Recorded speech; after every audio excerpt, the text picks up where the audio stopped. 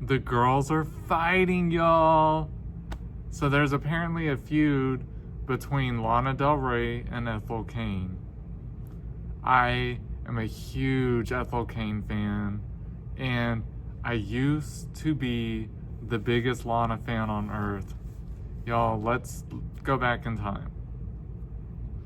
I found her when Born to Die really started blowing up. I loved Lana Del Rey. It took a little bit of time. It took my husband being like, yo, we should really give this girl a chance. And after I gave her a chance, I fell in love. And I have followed her religiously, almost cult-like, ever since. Up until about a year or two ago. It was not too long after her Tunnel Under Ocean Boulevard album came out. She got kind of really problematic with me, and I just was like, you know what? I've loved her, and I've seen her in concert 3 times, and I need to do my best to separate the art from the nonsense, but now I can't do it anymore. She has officially ended my aspiration and love for her. But I will say, from the minute we found Ethel Cain 2 years ago, a little over 2 years ago, man, it was instant love. We heard about her. We were just scrolling through YouTube, and YouTube put one of her live performances of The House in Nebraska on our feed. And we're like, what is this? So we clicked on it and listened. Oh my God. Cut to that was at 8 or 9 o'clock at night. Cut to 4 hours later, we were down an Ethel Cain rabbit hole. And the next day, we found out she was gonna do a concert in New Orleans in October of 2023. So we bought tickets. Instant fans, instant love. And it's been nonstop ever since. And Ethel Cain just dropped her new album, Willoughby Tucker, I'll Always Love You. And girl, we also have concerts. We are seeing Ethel in concert in 2 weeks here in Houston for the Willoughby Tucker Forever tour. I can't wait, y'all. I love me some Ethel. So now that we're all caught up on that, let's get into this feud. So a few days ago, Lana released a little snippet of an audio that she's been sitting on. She recorded this a few years ago.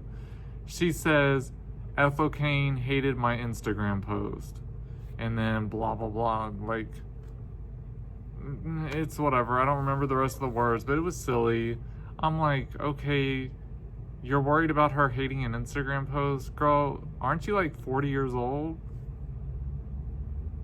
Anyway, so then you look at the flip side of it. A couple years ago, it was about 3 years ago or so, before Lana Del Rey worked at Waffle House, Ethel Cain did an interview with Inquirer, and they labeled it the coolest girl at the Waffle House or something like that. And cut to a few months later, Lana Del Rey and that was in Alabama, and a few months later, Lana Del Rey picking up shifts working at the Waffle House in Alabama. And I was like, are you being petty? What's this about? Because a lot of people really try to relate Ethel Cain to Lana Del Rey musically, and I don't see it. I mean, they're both alternative, slower paced, emotional musicians. But Ethel is here, Lana's here. I don't think that they're gonna intersect each other. I don't get it. But why not work together, and why not want to work together instead of feuding? And I know there's been stuff said Ethel said this and that about Lana Del Rey. Show me some receipts. Because that's one thing people can't seem to come up with, is the receipts on what Ethel said to Lana. But what Lana is doing and saying is on video, it's on Instagram, it's everywhere to be found. Lana has made it, for me personally, impossible to keep being a fan. And that breaks my heart, because I have loved Lana for, dang, like 12 years now, at least. She has really gotten me through some ups and downs with my disease and everything. Like, it stinks. We've seen her in concert 3 times. Her last concert that we saw her in back in like 2018, she introduced us to Kali Uchis, and I will always thank her for that. I will, because Kali is like one of our absolute favorite artists. It just stinks. But you asked me, whose side am I picking, since we're gonna have to pick sides? But I am gonna pick a side because of all the nonsense. I'm over it with Lana. I stand with Mother Cain. I stand with Ethel. I love everything about her. People tried to cancel her not too long ago because some stuff from her past came up, but you know what? Ethel is not a person staying in her past. She is ever changing, ever evolving, and she is a wonderful ally to the people, to everyone. She stands up for what is right.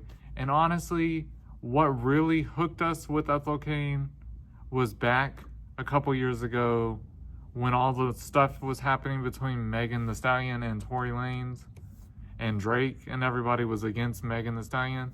Ethel Cain stood up for Megan, and she tweeted out to Drake, and she was like, "You better leave Megan alone before I get the whole Amish community and we're gonna come attack you." Like, that's so funny, but it's so cool that, like, Ethel stands on the right side of things, on the right side of history, and she is working every day to be a better person. And she apologized, which apologies don't mean anything unless you back them with affirmative action, and she is. And that's why I'm able to really stand and say, you know what? I am a fan of Ethel. She is Mother Cain.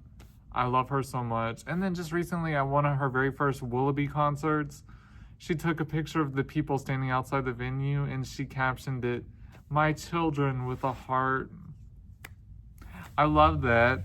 I love Ethel so much. So it's an interesting feud, and we'll see how much further they're willing to take it. But I hope, Ethel, that don't get caught up in it. If she wants to be goofy, let her be goofy, and you just stay focused on your Willoughby tour and your fans and your music and giving us the love that we're returning to you hand over fist. Love you, Ethel. Can't wait to see you in 2 weeks. And yeah, let me know your thoughts on the feud and whose side you guys are standing on. Do you love Ethel? Do you love Lana? I want to hear your reasoning behind it, and I love to hear it, you guys. So that's my take on the feud right now. We'll see how much more comes up and changes. All right, I love you guys, and I'll catch you in the next one.